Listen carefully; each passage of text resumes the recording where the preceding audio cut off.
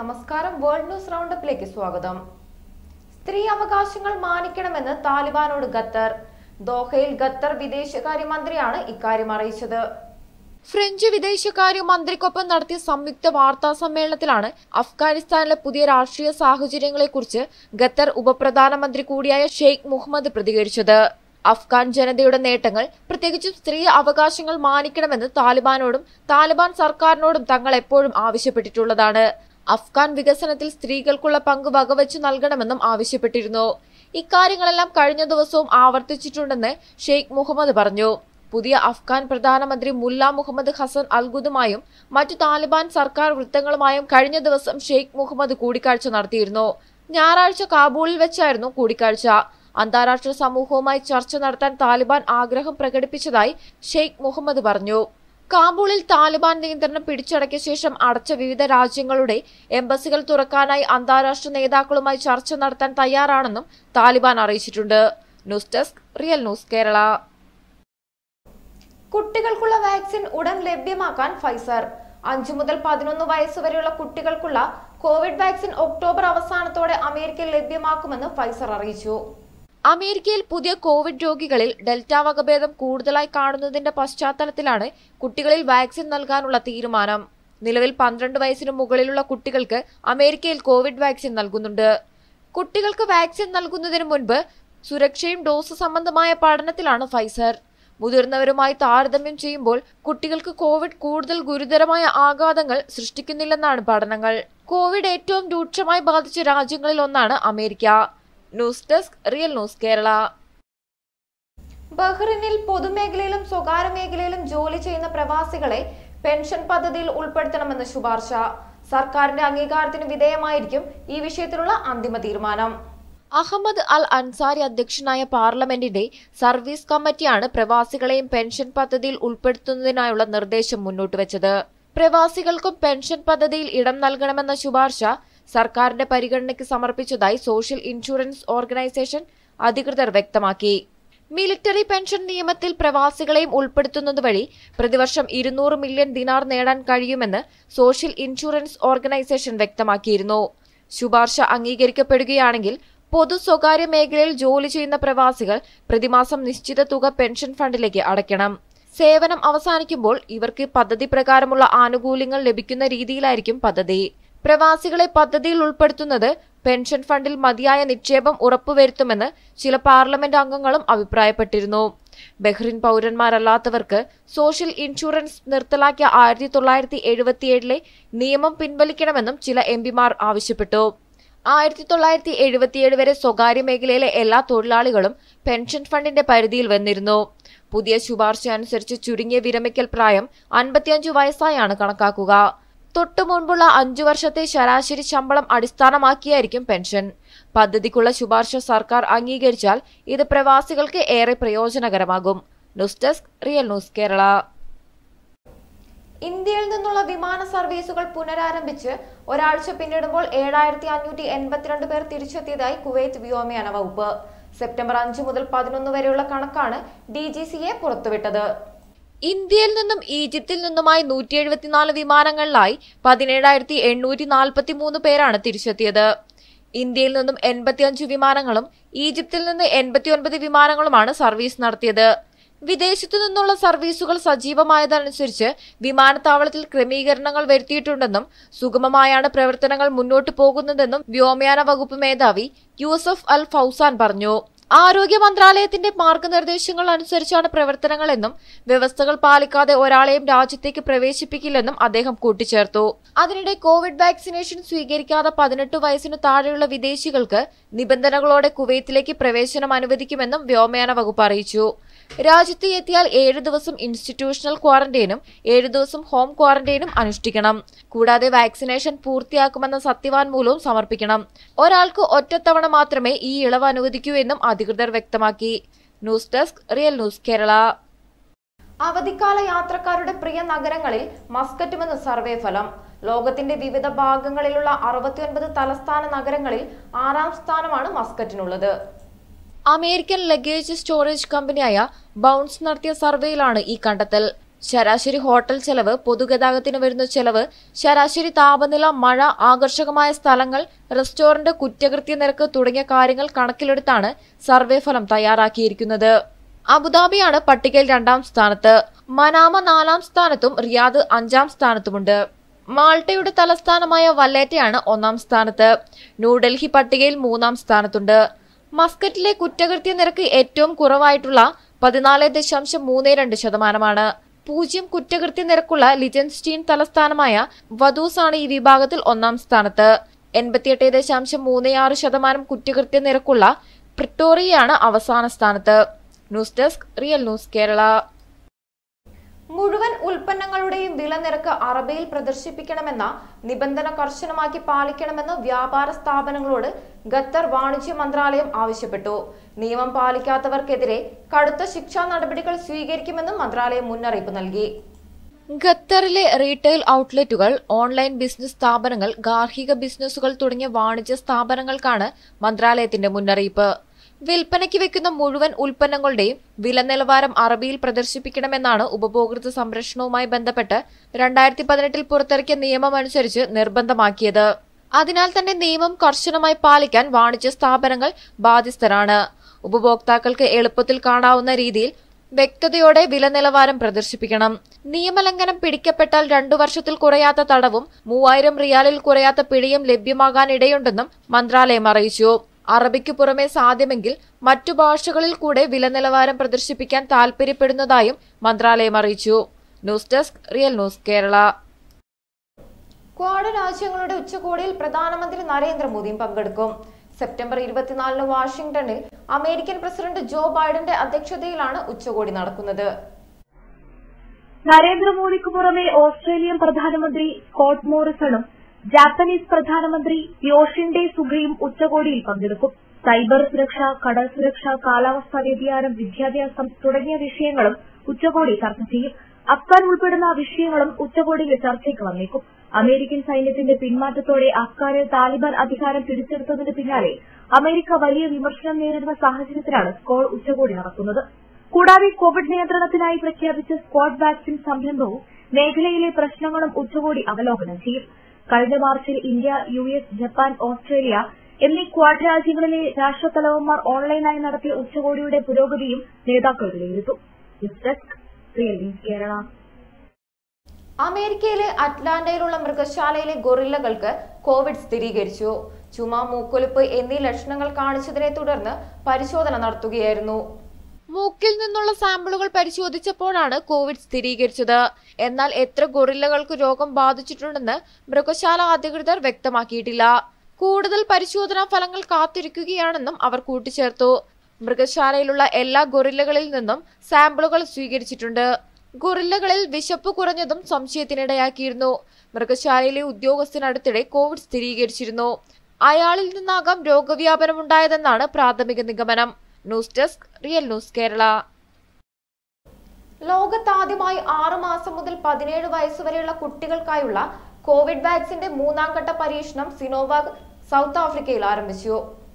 Chinese മരുന്ന് കമ്പനിയായ Sinovac south Africa ആസ്ഥാനമായുള്ള നിമോലക്സ് ഗ്രൂപ്പുമായി ചേർന്നാണ് പരീക്ഷണം ആരംഭിച്ചിരിക്കുന്നത്. 6 മാസം മുതൽ 17 വയസ്സുവരെയുള്ള കുട്ടികളിൽ വാക്സിൻ ഉപയോഗിച്ചാലുണ്ടാകുന്ന സുരക്ഷ, കാര്യക്ഷമത, പ്രതിരോധശേഷി തുടങ്ങിയവയാണ് 3ാം ഘട്ടത്തിൽ പരിശോധിക്കുന്നതെന്ന് സിനോവാക് വ്യക്തമാക്കി. 3നും 17നും ഇടയിൽ പ്രായമുള്ളവരിൽ സിനോവാകിന്റെ നിഷ്ക്രിയ വാക്സിൻ ഫലപ്രദമാണെന്ന് തെളിഞ്ഞതിനെ തുടർന്ന് മെയ് മുതൽ ചൈനയിൽ വാക്സിൻ ഉപയോഗിക്കുന്നുണ്ട്. News desk, real news Kerala. അഫ്ഗാനിസ്ഥാനിലെ പെൺകുട്ടികളുടെ വിദ്യാഭ്യാസത്തിന് താലിബാൻ സർക്കാർ ചട്ടങ്ങൾ പുറത്തിറക്കി. പെൺകുട്ടികളെ ആൺകുട്ടികൾക്കൊപ്പം ഇരുന്ന് പഠിക്കാൻ അനുവദിക്കില്ല. താലിബാൻ ഉന്നത വിദ്യാഭ്യാസ വകുപ്പാണ് വിദ്യാഭ്യാസ നയം പ്രഖ്യാപിച്ചത്. പെൺകുട്ടികൾക്ക് പ്രത്യേക വസ്ത്രധാരണം നിർബന്ധമാക്കും. പെൺകുട്ടികളെ വനിതാ അധ്യാപകരാണ് പഠിപ്പിക്കുക. വനിതാ അധ്യാപകരില്ലെങ്കിൽ പുരുഷ അധ്യാപകർക്ക് കർട്ടന് പിന്നിൽ നിന്ന് പഠിപ്പിക്കാം. വിദ്യാഭ്യാസ മന്ത്രാലയം കോളേജുകളിലെ സിലബസ് പുനഃപരിശോധിക്കുമെന്നും സർക്കാർ വ്യക്തമാക്കി. ബിരുദാനന്തര ബിരുദമടക്കമുള്ള കോഴ്സുകളിൽ പെൺകുട്ടികൾക്ക് പഠനം പുനരാരംഭിക്കാം. എന്നാൽ ശിരോവസ്ത്രമടക്കമുള്ള വസ്ത്രധാരണ നിർബന്ധമാണ്. അതേസമയം പെൺകുട്ടികൾ മുഖം മറയ്ക്കണോ എന്നതിനെക്കുറിച്ച് വിദ്യാഭ്യാസ മന്ത്രി വ്യക്തത വരുത്തിയിട്ടില്ല. അഫ്ഗാനിൽ താലിബാൻ അധികാരമേറ്റാൽ പെൺകുട്ടികളുടെ വിദ്യാഭ്യാസവും സഞ്ചാര സ്വാതന്ത്ര്യവും വിലക്കുമെന്ന ആശങ്ക ഉയർന്നിരുന്നു. താലിബാൻ അധികാരം പിടിച്ചെടുക്കുമെന്ന് ഉറപ്പായപ്പോൾ തന്നെ പല ക്ലാസ് മുറികളിലും പെൺകുട്ടികളെയും ആൺകുട്ടികളെയും കർട്ടനിട്ട് വേർതിരിച്ചുള്ള പഠനം നിലവിൽ വന്നു.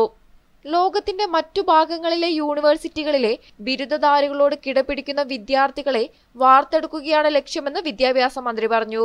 പുറകോട്ട് നടക്കാൻ താലിബാൻ ആഗ്രഹിക്കുന്നില്ലെന്നും ഇപ്പോഴുള്ളതിൽ നിന്നും മുന്നോട്ടു പോകാനാണ് ആഗ്രഹമെന്നും വിദ്യാഭ്യാസ മന്ത്രി വ്യക്തമാക്കി. News desk real news Kerala. Indian വിമാന കമ്പനിയായ ഇൻഡിഗോ എയർലൈൻസ് ദോഹയിൽ നിന്നും ഇന്ത്യയിലേക്ക് പുതിയ സർവീസ് തുടങ്ങുന്നു. ദോഹ പൂനെ പ്രതിദിന സർവീസാണ് ഒക്ടോബർ 1 മുതൽ ആരംഭിക്കുന്നത്. ഇന്ത്യയുടെ ബജറ്റ് വിമാന സർവീസ് കമ്പനിയായ ഇൻഡിഗോ എയർലൈൻസ് ആണ് പൂനെയിൽ നിന്ന് ദോഹയിലേക്ക് തിരിച്ചും സർവീസ് ആരംഭിക്കുന്നത്. ഒക്ടോബർ 1 മുതൽ സർവീസ് ആരംഭിക്കുമെന്ന് മാനേജ്മെന്റ് അറിയിച്ചു.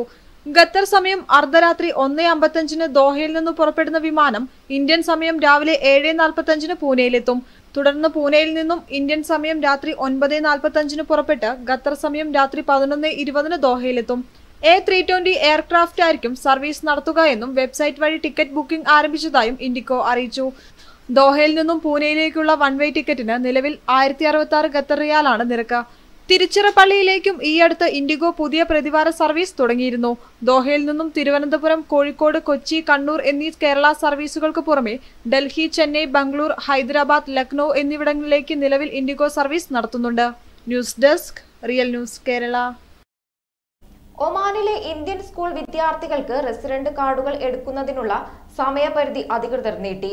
ഈ മാസം 20-നുള്ളിൽ റെസിഡന്റ് കാർഡിന്റെ കോപ്പികൾ അതത് ക്ലാസ് ടീച്ചർക്ക് നൽകണമെന്ന് കാട്ടി ഇന്ത്യൻ സ്കൂളുകൾ സർക്കുലർ നൽകി. ഒമാനിലെ ഇന്ത്യൻ സ്കൂൾ വിദ്യാർത്ഥികൾക്ക് നേരത്തെ സെപ്റ്റംബർ 9-നുള്ളിൽ റെസിഡന്റ് കാർഡ് വിവരങ്ങൾ നൽകണമെന്നായിരുന്നു നിർദ്ദേശം നൽകിയത്. KG 1 മുതൽ 12ാം ക്ലാസ് വരെയുള്ള എല്ലാ വിദ്യാർത്ഥികളും നിർബന്ധമായ റെസിഡന്റ് കാർഡ് എടുക്കണമെന്നാണ് ഒമാൻ വിദ്യാഭ്യാസ മന്ത്രാലയം സ്കൂളുകൾക്ക് നൽകിയിട്ടുള്ള അറിയിപ്പ്. റെസിഡന്റ് കാർഡ് കോപ്പികൾക്കായി പ്രത്യേകം രജിസ്ട്രേഷൻ വേണമെന്നും നിർദ്ദേശമുണ്ട്. അപേക്ഷ പൂരിപ്പിക്കാനുള്ള ഫീസ് അടക്കം ഒരു കുട്ടിക്ക് 14 റിയാലോളം വേണ്ടിവരും കാർഡ് എടുക്കാനുള്ള ചെലവ്. കുട്ടികളുടെ റെസിഡന്റ് കാർഡ് എടുക്കുന്നതിന് 11 റിയാലാണ് റോയൽ ഒമാൻ പോലീസ് ഈടാക്കുന്നത്. ഇതോടൊപ്പം സ്പോൺസറുടെ ഒപ്പും സീലും അപേക്ഷയിൽ നിർബന്ധമാണ്.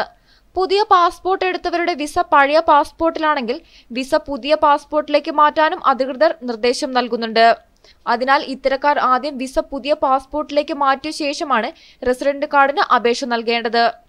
News desk real news Kerala. ഖത്തറിൽ ഫൈസർ, മൊഡേണ എന്നീ വാക്സിനുകൾ സ്വീകരിച്ചവർക്ക് ബൂസ്റ്റർ ഡോസ് നൽകുന്നു. തെരഞ്ഞെടുത്ത വിഭാഗക്കാർക്കാണ് സെപ്റ്റംബർ 15 മുതൽ അധിക ഡോസ് നൽകുക. 65 വയസ്സിന് മുകളിലുള്ളവർ, മാരക രോഗങ്ങൾക്ക് മരുന്ന് കഴിക്കുന്നത് മൂലമോ മറ്റു കാരണങ്ങളാലോ പ്രതിരോധശേഷി കുറഞ്ഞവർ, ആരോഗ്യ പരിചരണ രംഗത്ത് ജോലി ചെയ്യുന്നവർ എന്നിവർക്കാണ് ആദ്യഘട്ടത്തിൽ ബൂസ്റ്റർ ഡോസ് നൽകുന്നത്. എന്നാൽ രണ്ടാമത്തെ ഡോസ് എടുത്ത് 8 മാസം പിന്നിട്ടവർക്ക് മാത്രമേ ബൂസ്റ്റർ ഡോസ് ലഭിക്കുകയുള്ളൂ. നേരത്തെ സ്വീകരിച്ച അതേ വാക്സിൻ കമ്പനിയുടേത് തന്നെയായിരിക്കും ബൂസ്റ്റർ ഡോസായി നൽകുക. യോഗ്യരായ വിഭാഗക്കാരെ അതത് താമസ മേഖലയിലുള്ള PHCCകളിൽ നിന്നും വിളിച്ചു അപ്പോയിന്റ്മെന്റ് നൽകും. ബൂസ്റ്റർ ഡോസ് സ്വീകരിക്കുന്നതിലൂടെ രോഗപ്രതിരോധ ശേഷി വർദ്ധിപ്പിക്കാൻ കഴിയുമെന്ന ശാസ്ത്രീയ തെളിവുകളുടെ അടിസ്ഥാനത്തിലാണ് നടപടിയെന്നും രണ്ടാം ഡോസ് എടുത്ത് 12 മാസങ്ങൾക്കുള്ളിൽ എല്ലാവരും ബൂസ്റ്റർ ഡോസ് സ്വീകരിക്കണമെന്നും ആരോഗ്യ മന്ത്രാലയം നിർദ്ദേശിച്ചു. News desk real news Kerala. Saudi അറേബ്യയിലെ പ്രധാന നഗരങ്ങളിൽ ട്രക്കുകളുടെ പ്രവേശന ക്രമീകരണത്തിനായി പുതിയ സംവിധാനം വരുന്നു. ചരക്കു നീക്കം വേഗത്തിലാക്കുക, നഗരത്തിൽ ഗതാഗത തിരക്ക് കുറയ്ക്കുക എന്നിവയാണ് ലക്ഷ്യം. പൊതുഗതാഗത അതോറിറ്റിയാണ് ലോറികൾക്ക് ഏർപ്പെടുത്തുന്ന പുതിയ രീതി അറിയിച്ചത്. ഇതുപ്രകാരം ഓരോ ലോറിക്കും നഗരത്തിലേക്ക് പ്രവേശിക്കാൻ പ്രത്യേക സമയം നിശ്ചയിച്ചു നൽകും. പുറത്തിറങ്ങേണ്ട സമയവും ഇതിലുണ്ടാകും. ഇലക്ട്രോണിക് സംവിധാനം വഴി ലോറികൾക്ക് ഓൺലൈൻ വഴി ഇതിനുള്ള സമ്മതപത്രം കരസ്ഥമാക്കാം. ആദ്യഘട്ടത്തിൽ ജിദ്ദയിലാണ് പദ്ധതി നടപ്പാക്കുക. പുതിയ സംവിധാനത്തിലൂടെ നഗര കവാടത്തിൽ ലോറികൾ കാത്തിരിക്കേണ്ട സാഹചര്യവും ഒഴിവാക്കും. വിലക്കുകളുള്ള സമയങ്ങളിൽ നഗരങ്ങളിലേക്ക് പ്രവേശിക്കാൻ ലോറികൾക്ക് സാധിക്കില്ല. ലംഘിച്ചാൽ ട്രക്കുകൾ ക്യാമറകളിൽ കുടുങ്ങും. പുതിയ സംവിധാനം നഗരമേഖലയിലെ യാത്രകൾക്കും ചരക്കു നീക്കങ്ങളും എളുപ്പമാക്കാൻ സഹായിക്കുമെന്നും അതോറിറ്റി അറിയിച്ചു. News desk real news Kerala. Covid നിയന്ത്രണങ്ങൾ ഒഴിവാക്കുന്ന യൂറോപ്യൻ യൂണിയനിലെ ആദ്യ രാജ്യമായി ഡെൻമാർക്ക്. രാജ്യത്തെ 74.3% ജനങ്ങളും വാക്സിൻ സ്വീകരിച്ചതിന് പിന്നാലെയാണ് എല്ലാ നിയന്ത്രണങ്ങളും ഒഴിവാക്കിയത്. 5.8 മില്യണാണ് ഡെൻമാർക്കിലെ ജനസംഖ്യ. ഓരോ ദിവസവും ശരാശരി 540 പുതിയ കോവിഡ് കേസുകളാണ് രാജ്യത്ത് രേഖപ്പെടുത്തുന്നത്. കോവിഡ് മഹാമാരി നിയന്ത്രണ വിധേയമായതിനാലും വാക്സിനേഷൻ നിരക്ക് ഉയർന്നതിനാലുമാണ് രാജ്യത്തെ നിയന്ത്രണങ്ങൾ ഒഴിവാക്കുന്നതെന്ന് ഡെൻമാർക്ക് ആരോഗ്യമന്ത്രി പറഞ്ഞു. കോവിഡിൽ നിന്ന് രാജ്യം പൂർണ്ണമായും സ്വതന്ത്രമായില്ലെന്നും മന്ത്രി വ്യക്തമാക്കി. കോവിഡ് നിയന്ത്രണങ്ങൾ പൂർണ്ണമായും ഒഴിവാക്കിയത് രാജ്യത്തെ വിനോദസഞ്ചാര മേഖലയ്ക്ക് ഉൾപ്പെടെ കുതിപ്പേകുമെന്നാണ് സർക്കാർ പ്രതീക്ഷ. അതേസമയം കോവിഡ് കേസുകൾ ഉയർന്ന പക്ഷം നിയന്ത്രണങ്ങൾ വീണ്ടും നടപ്പാക്കാൻ മടിയില്ലെന്നും സർക്കാർ അറിയിച്ചു. ലോകത്തിലെ ഏറ്റവും സന്തോഷമുള്ള രാജ്യങ്ങളിൽ 2ാം സ്ഥാനമാണ് ഡെൻമാർക്കിന്. ഓഫീസ് ജോലിക്കാർക്ക് ആഴ്ചയിൽ 33 മണിക്കൂർ മാത്രം ജോലി ചെയ്താൽ മതി എന്നത് ഡെൻമാർക്കിന്റെ പ്രത്യേകതകളിലൊന്നാണ്. News desk real news Kerala. സൗദിയിൽ അഴിമതി വിരുദ്ധ നടപടിയുടെ ഭാഗമായി കഴിഞ്ഞ ഒരു മാസത്തിനിടെ 700-ലേറെ കേസുകൾ രജിസ്റ്റർ ചെയ്തതായി അഴിമതി വിരുദ്ധ അതോറിറ്റി അറിയിച്ചു. വിദേശികളും സ്വദേശികളുമായ 282 പേരെയാണ് അറസ്റ്റ് ചെയ്തത്. സൗദി ആന്റി കറപ്ഷൻ അതോറിറ്റി അഥവാ നസഹയാണ് പുതിയ റിപ്പോർട്ട് പുറത്തുവിട്ടത്. അതോറിറ്റിക്ക് ലഭിച്ച പരാതികളിന്മേൽ അന്വേഷണം പൂർത്തിയാക്കിയാണ് നടപടി. കഴിഞ്ഞ ഒരു മാസത്തിനിടെ 748 കേസുകൾ രജിസ്റ്റർ ചെയ്തതായി നസഹ വെളിപ്പെടുത്തി. കേസിൽ പ്രതികളായ 282 പേരെ അറസ്റ്റ് ചെയ്ത് തുടർ നടപടികൾക്കായി പ്രോസിക്യൂഷന് കൈമാറിയതായും അതോറിറ്റി അറിയിച്ചു. പ്രതിരോധം, ആഭ്യന്തരം, ആരോഗ്യം, നീതിന്യായം, നഗരഗ്രാമകാര്യം, പരിസ്ഥിതി, പാർപ്പിടകാര്യം, വിദ്യാഭ്യാസം, കൃഷി, മാനവശേഷി, ഹജ്ജ്, ഉംറ, ഗതാഗത മന്ത്രാലയങ്ങളിലെ ഉദ്യോഗസ്ഥരാണ് പിടിയിലായത്. പിടിയിലായവരിൽ സ്വദേശികൾക്ക് പുറമെ വിദേശികളും ഉൾപ്പെടും. കൈക്കൂലി, വ്യാജരേഖ ചമയ്ക്കൽ, അധികാര ദുർവിനിയോഗം, സാമ്പത്തിക വഞ്ചന എന്നീ വകുപ്പുകൾ ചേർത്താണ് കേസുകൾ രജിസ്റ്റർ ചെയ്തത്. കേസുകളിൽ നടപടി പൂർത്തിയാക്കി കുറ്റപത്രം കോടതിയിലേക്ക് കൈമാറുവാനുള്ള നിയമ നടപടികൾ സ്വീകരിച്ചു വരുന്നതായും അതോറിറ്റി അറിയിച്ചു.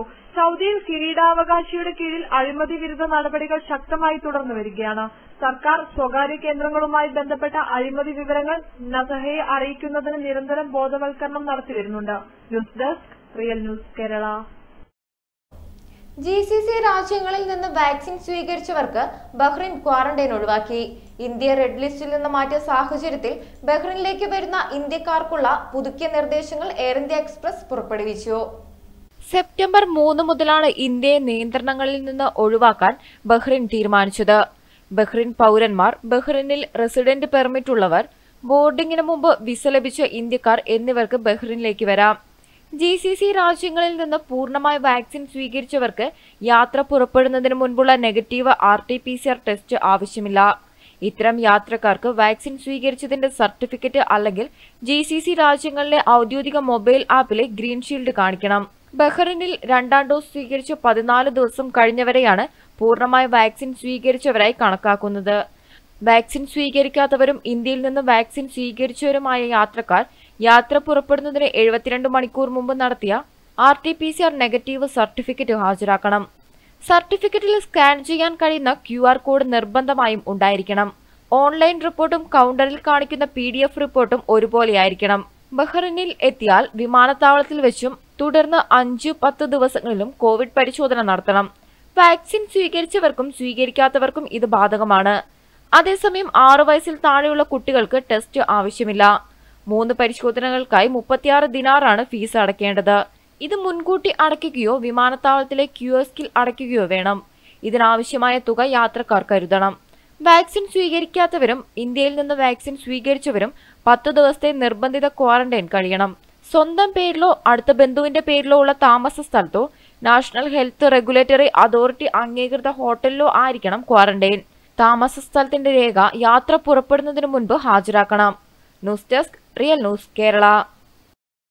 വാർത്തകൾ അവസാനിക്കുന്നില്ല. കൂടുതൽ വാർത്തകൾക്കും വിശേഷങ്ങൾക്കുമായി ഞങ്ങളുടെ വെബ്സൈറ്റായ www.realnewskerala.com സന്ദർശിക്കൂ. നന്ദി.